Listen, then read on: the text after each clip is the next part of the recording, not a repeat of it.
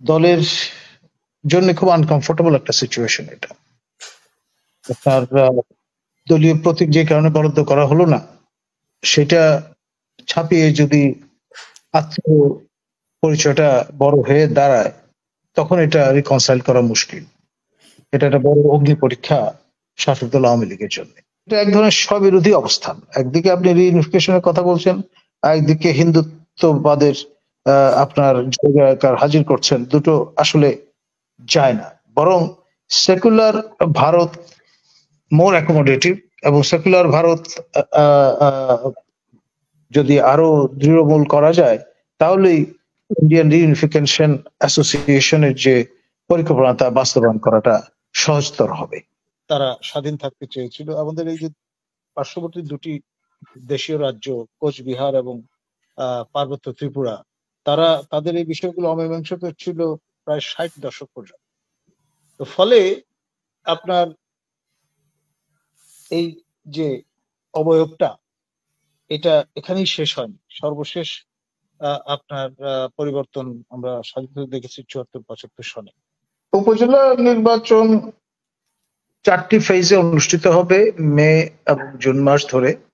প্রথম পর্বটি 8 তারিখে, এবং সেই কারণে সাজ রব আমরা লক্ষ্য করছি যেসব অঞ্চলে ফার্স্ট ফেজে অনুষ্ঠিত হবে। আপনার তার মধ্যে অন্যতম কক্সবাজার ফর এক্সাম্পল। তো আপনার আমাদের ঢাকার সন্নিকটে সিংগাইর ফর এক্সাম্পল। তো এই দুই জায়গায় আমি নির্বাচন পূর্ব পর্যবেক্ষণ করতে গিয়ে যেটা লক্ষ্য করলাম, সেটি হচ্ছে যে নানামুখী স্রোত এখানে কাজ করছে। যিনি সংসদ সদস্য আপনার কক্সবাজারের, তার সঙ্গে আপনার আইটিআই একমত নন এরকম একজন ক্যান্ডিডেট শাসক দলেরই, মুজিব সাহেব, এবং রীতিমতো চ্যালেঞ্জ ছুড়ে দিয়েছেন। তো ন্যাচারালি যিনি মাননীয় সংসদ সদস্য, তার তো এটা ভালো লাগবেই না। এ ধরনের বিষয় যেমন আছে, তেমনি আপনার চট্টগ্রামের চন্দনাইশে, সেখানে যিনি মাননীয় মানে মন্ত্রী বা প্রতিমন্ত্রী, তার যে প্রভাব বলয় সেটাকে রীতিমতো চ্যালেঞ্জ করে বসেছেন একাধিক প্রার্থী। তো ফলে সেখানেও কিন্তু এক ধরনের উত্তেজনা আছে। আর মন্ত্রী কিংবা এমপিদের স্বজন, বিশেষ করে নিকটাত্মীয় যারা, তাদের প্রতি একটা ওসিয়ত আমাদের জাতিপিতা বঙ্গবন্ধু শেখ মুজিবুর সুকন্যা দেশরত্ন জননেত্রী মাননীয় প্রধানমন্ত্রী দলের সভানেত্রী হিসেবে একটা অনুশাসনের মধ্যে হাজির করেছেন। এটা অনেকেই প্রকাশ্যে ডিসরেগার্ড করছেন, অনেকে মৌন থাকছেন, কিন্তু যার মতো যেই কাজ সেটা করে যাচ্ছেন। তো এরকম একটা প্রবণতা আমরা কিন্তু লক্ষ্য করছি। এখন দলের জন্য খুব আনকমফোর্টেবল একটা সিচুয়েশন এটা। আপনার দলীয় প্রতীক যে কারণে বরাদ্দ করা হলো না, সেটা ছাপিয়ে যদি আত্মীয় পরিচয়টা বড় হয়ে দাঁড়ায়, তখন এটা রিকনসাইল করা মুশকিল। এটা একটা বড় অগ্নি পরীক্ষা শাসক দল আওয়ামী লীগের জন্য। আমাদের প্রতিবেশী রাষ্ট্র ভারতে নির্বাচন জমে উঠেছে স্ট্যাগার্ড বেসিসে, প্রায় 2-2.5 মাস ধরে চলবে, এবং সেখানে আপনার এই ধর্মীয় যে কার্ড, সেটি ব্যাপকভাবে শাসক দল ব্যবহার করে এই পর্যন্ত তারা তাদের অবস্থান সংগত করেছে, এবং এই কার্ড পুনরায় ব্যবহার করে তারা মঞ্জিলে মকসুদে পৌঁছাতে চাচ্ছে। এবং এটি আলটিমেটলি আখেরে কিন্তু ভারতের যে আপনার সেকুলার ফেব্রিক, সেটার ভিত্তিমূলে আঘাত হানছে। আবার একই সঙ্গে আপনি জানেন যে সম্প্রতি যে আন্দোলনটা পালে হাওয়া পাচ্ছে, সেটি হচ্ছে রিইউনিফিকেশন অফ ইন্ডিয়া। এই লক্ষ্যে ইন্ডিয়ান রিইউনিফিকেশন অ্যাসোসিয়েশন গঠিত হয়েছে, এটির সদর দপ্তর দিল্লি অঞ্চলে। এবং তাদের লক্ষ্যই হচ্ছে প্রিয়াম্বলে বলা আছে যে বিভাগ পূর্ব অর্থাৎ 47 পূর্ব যে অবস্থায় তারা ফিরে যেতে চান, অর্থাৎ পাকিস্তান এবং বাংলাদেশ এই দুই রাষ্ট্র যাতে ভারতের একীভূত হয়ে যায় সেই লক্ষ্যে এই অ্যাসোসিয়েশন কাজ করা শুরু করেছে। এবং 47 এর আগে যত রকমের গ্লোরিফিকেশনের আপনার রেফারেন্স আছে, প্রিন্সলি স্টেট বলুন কিংবা আন্ডার ব্রিটিশ প্যারামাউন্সি বলুন, সেগুলো তারা কিন্তু ফরফ্রন্টে নিয়ে আসছেন এবং এই কার্যক্রম বিনা বাধায় কিন্তু চলছে।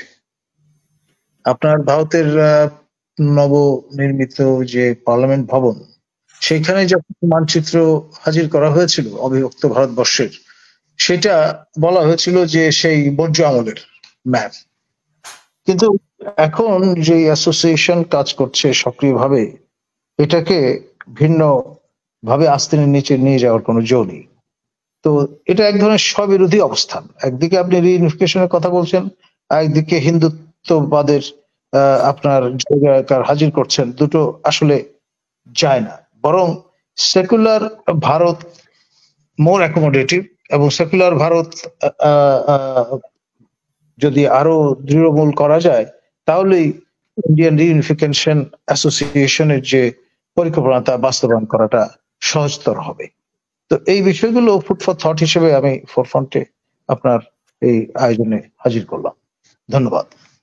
না, আপনার কাছে আরেকটা প্রশ্ন আছে, সেটা হচ্ছে যে আচ্ছা, ডিউ টু ইলেকট্রিসিটি প্রবলেম উনি ইলেকট্রিসিটি কাজ করছে না আসলে ফখরুল ইমাম সাহেবের। তারপরে উনি জয়েন করেছিলেন মাঝে। আমি জানি না বাংলাদেশে এত উন্নয়ন কিন্তু ইলেকট্রিসিটি নাই, অনেকেই বলছেন। আমি ডক্টর নাজমুল হাসান কলিমুল্লাহ স্যার যেটা নরেন্দ্র মোদী বলেছে একটি জায়গায়, যে যদি কংগ্রেস ক্ষমতায় আসে মঙ্গলসূত্র কেড়ে নিয়ে যাবে হিন্দুদের, মুসলমানদেরকে দিবে বা এই ধরনের একটি উক্তি করেছেন। তো এটা কি আপনি আসলে ধর্মকে কেন ব্যবহার করা হচ্ছে আর এই ধরনের কথা কেন উনি বললেন, এবং ওনার বক্তব্য নিয়ে অনেক ধরনের সমালোচনা হচ্ছে, মামলাও করার চেষ্টা করছে অনেকেই। সেটাও আমি জানি, আমার নোটিশে এসছে। এখন বিষয় যেটা সেটা হচ্ছে আপনি ভারত বর্ষ অর্থাৎ সাউথ এশিয়া এই অঞ্চলে ধর্ম ম্যাটার করে এবং ধর্মের উপর ভিত্তি করে কিন্তু এই অঞ্চলের মানচিত্র রচিত হয়েছে 47। আপনার যে ফর্মুলাটা সেটা হচ্ছে আপনার অমুসলিম অধ্যুষিত অঞ্চলগুলোকে নিয়ে গঠিত হবে ভারত, মুসলিম অধ্যুষিত অঞ্চলগুলোকে নিয়ে হবে পাকিস্তান, এবং যে 580টার বা 540টার বেশি বিভিন্ন ধরনের বিভিন্ন স্ট্যাটাসের প্রিন্সলি স্টেট ছিল, এদেরকে 3টা অপশন দেওয়া হচ্ছে, either to join India or to remain independent or to join Pakistan. এবং সেই সূত্র অনুসরণ করে আপনার হায়দ্রাবাদ, তারপরে আপনার কাশ্মীর এবং আরো কিছু অঞ্চল তারা স্বাধীন থাকতে চেয়েছিল। আমাদের এই যে পার্শ্ববর্তী দুটি দেশীয় রাজ্য কোচবিহার এবং পার্বত্য ত্রিপুরা, তারা তাদের এই বিষয়গুলো অমীমাংসিত ছিল প্রায় 60 দশক পর্যন্ত। তো ফলে আপনার এই যে অবয়বটা এটা এখানেই শেষ হয়নি, সর্বশেষ আপনার পরিবর্তন আমরা স্বাধীনতা দেখেছি 74-75 সনে আপনার সিকিমের ভারত ভুক্তির মধ্য দিয়ে, আবার দিদেন ইস্ট পাকিস্তানের fall and the rise of the sovereign independent state of Bangladesh, তার মধ্য দিয়ে 1971 সালে। তাহলে ভাঙা গড়াটা একেবারে শেষ হয়ে গেছে এটা বলার জো নেই। ধন্যবাদ।